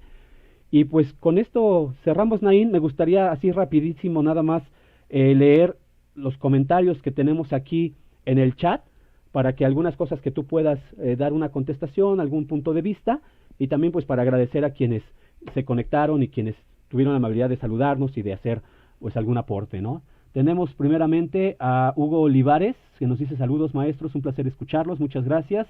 Dolores Mota Hernández, es importante respetar los derechos de autor de las fotografías. Sí, este es uno de los temas interesantes. Por aquí alguien también nos mencionaba, lo voy a decir. Los dice aquí abajo Thomas Filsinger, pues hay que ponerle el crédito encima en las fotos para cuando se las roben, ya lleve su autoría y el de que las encontró. Esa es una de las recomendaciones que siempre nos han hecho, Naín. Lamentablemente no lo hacemos porque a final de cuentas el material no es nuestro. El material pertenece al Museo Etnográfico de Estocolmo. Ellos lo único que le han puesto es el número de catalogación. Entonces, pues nosotros nunca hemos hecho eso porque el material no nos pertenece. Entonces, pues esa ya es otra historia, ¿no? Esa es otra historia. Pero a final de cuentas el material está llegando, se está reinterpretando. Nuestra labor, como lo hicimos en esta noche, mi estimado Naín, es pues platicar sobre el autor, de quién son estas fotografías, qué problemáticas nos han causado y qué nuevas interpretaciones se podrían hacer de ellas, ¿no? Eso es algo de lo fascinante. José Guadalupe Chávez nos dice saludos. José de Guadalupe, la doctora Rebeca Mirales, nos están viendo. Fan Gallardo, también de San Martín Texmeluca, nos está viendo. Dolores Mota Hernández, la autoría es de quien tomó originalmente la fotografía, desde luego, y quien logra darla a conocer. La labor de dar a conocer todo este material, pues ahora sí que es reconfortante, ¿no? Nos llena de mucho agrado. Estamos teniendo nuevos espacios de discusión, gracias a todo este material que no era muy conocido, que no era muy difundido, y pues hay un montón de fotografías, todavía nos falta platicar sobre ellas y lo vamos a seguir haciendo en estos espacios a través de la página de Mejistoría, Consultoría Antropológica. Dolores Mota Hernández nos dice, tal como lo están haciendo por participantes de la charla, muchas gracias. Javi Medina nos está viendo, Andrés Gudiño también. José Guadalupe Chávez nos dice, no hay recolección de agua para los mantos freáticos, ya mencionamos el comentario. Armando Olayo nos está viendo, Esther Méndez Ortega, saludos hasta Puebla, Huejotzingo. La maestra Rebeca Mirales, muy interesante plática, la purificación del agua, gracias maestra. Ros Camach nos está viendo desde Puebla también, Roberto nos está viendo también desde Puebla, saludos a todos mis paisanos poblanos. Norma Aguilar, muy interesante charla, gracias por compartir el conocimiento, es un placer compartir todo esto que sabemos con ustedes. Arturo de Mesa nos está viendo. Mario Francisco Leite Guerrero, muy aleccionadora y apasionada la charla. Felicidades a los participantes, en especial al maestro Naín Alejandro. Yo también te hago extensivas mis felicitaciones, siempre es un placer escucharte. Sóstenes González, justo al centro se aprecia una construcción de color blanco que actualmente la ocupa una empresa filial de Beroki, que es una cartonera, y esa misma construcción que antes fue fábrica de muebles. Hospicio que se incendió y hay una leyenda acerca de los niños que se quemaron, Dios mío santo. Entonces, veamos cómo estas fotografías, Naín, detonan la memoria presente de los que todavía estamos vivos y cómo podemos hacer pues esa recolección de datos para enriquecer, ¿no?, la historia local, la historia regional. Tenemos otra vez a Sóstenes. En esta foto se ven lo que actualmente es el periférico, antes Canal de Garay, las avenidas Estrella, Iztaccíhuatl y Puente Ramírez. Tomás Filsinger, Ula Apenes era hombre-mujer, no que importe tanto, pero por alguna razón yo asumía que era mujer desde hace décadas. Fue hombre, ingeniero noruego. En la expedición sueca hubo 3 varones, estoy hablando de los extranjeros porque también hay mexicanos que no han sido reconocidos como miembros de la expedición, y va a ser una chamba también poder ubicarlos, pero hay referencias a algunos nombres. Pero de los conocidos extranjeros está Ula Apenes, Justa Montel, el etnólogo, Sigvaline, el arqueólogo, Bodil Christensen, que trabajó para Telefónica Ericsson, y su hermana Helga Larsen, que fue secretaria de Silvanos Morley, tuvo una escuela de idiomas en la Ciudad de México, también muy vinculada con Ericsson. Y de Bodil Christensen también nos gustaría hacer más adelante una charla. El material fotográfico de Bodil Christensen es formidable y también está asociado con esta expedición sueca y con estos nórdicos que estuvieron en México y que promovieron mucho la cultura y la investigación a través de Telefónica Ericsson, pero esa ya es otra historia. Entonces tenemos a Isidro Guzmán Baeza, nos vio, Mario Martínez Olvera nos vio, Leopoldo Lira López nos vio, Ula Apenes era hombre-mujer, era hombre. Agustín Romero, muchas gracias. José Guadalupe Chávez, Agustín Romero nos está viendo. Jimena Fragoso, desde la bellísima ciudad Neza, frontera con Ciudad de México. Muchos saludos a los compañeros del Colegio Patria. Spider Morante nos está viendo. Sol Mi Alma, desde San Martín Texmelucan, también nos está viendo allá en el estado de Puebla. José Guadalupe Chávez nos dice, en el caso de Parsons, era parte del proyecto arqueológico Basin of Mexico, junto con William Sanders y Stephen Kowalewski. el cual duró de 1960 a 1990. También registró los últimos salineros de Nexquipayac, Atenco, exactamente. Y también, o sea, el acervo fotográfico, Naín, de Jeffrey Parsons de la Universidad de Michigan, también es notable y también merece pues una charla a profundidad, ¿no? Liliana González también nos estuvo viendo desde aquí, desde la Gustavo Amadero, mi cuñada, muchos saludos. José Guadalupe Chávez, Yogualichan, La Morada de la Noche, Balán Vargas, y el último pedazo lleva por nombre Camino Real a San Lorenzo. Lucero Hasman, cronista de Santa Rita, Tlahuapan, nos dice saludos desde Tlahuapan, Puebla, excelente plática, conozco la zona, pues tengo familia junto a Santiago Zapotitlán, felicidades.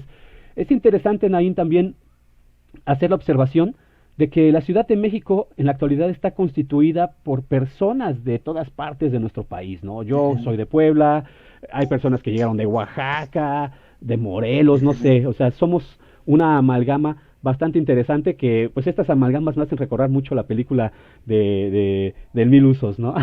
De las peripecias que pasamos todos al llegar a esta inmensa ciudad.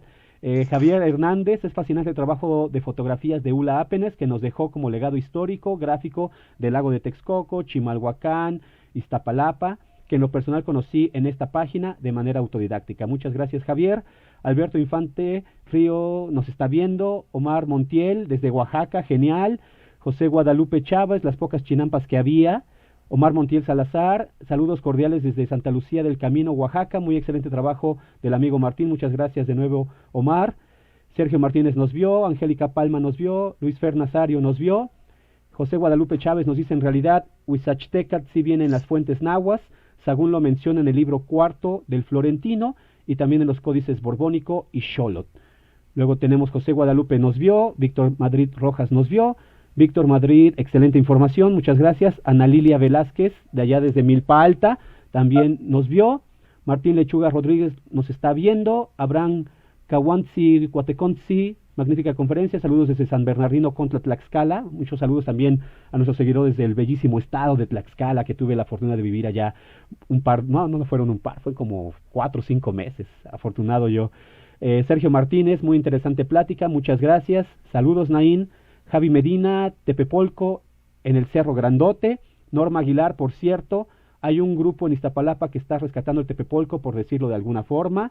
Qué bueno que se están haciendo todo este tipo de rescates, que la gente joven se esté acercando a las elevaciones, Nain, a la historia.